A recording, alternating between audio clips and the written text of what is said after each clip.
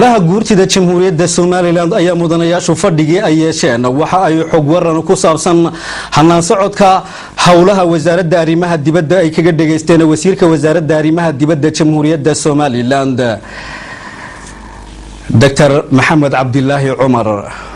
fadhigan uu shir gudoomiye ku-xigeenka koowaad ee Golaha Guurtida mudane Sheekh Axmed Sheekh Nuux Fur waxa uu Wasiirka Wasaaradda Arrimaha Dibadda Jamhuuriyadda Somaliland uu sharaxaad ka siiyay Golaha Guurtida Jamhuuriyadda Somaliland istiraatiijiyadda siyaasadda arrimaha dibadda ee Jamhuuriyadda Somaliland taasoo uu ku soo koobay laba qodob oo kala ah qodobka koowaad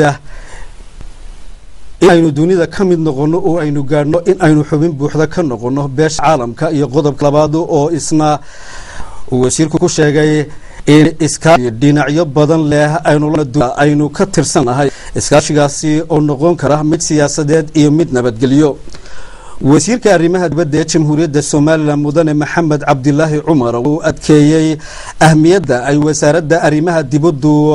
u aragto iskaashiga dhinaca amniga ee lala yeelan karo wadamada mandaqada ku yaala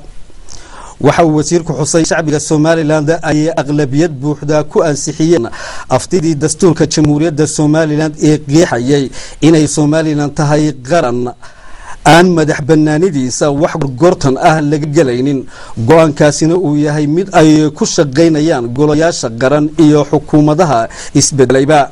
Wasaaradda Arrimaha Dibadduna ay u taagan tahay in ay ka mid dhaliso xilli xukuumadan maanta xilka haysan la doortay in ay hawshaasi ka salgaadho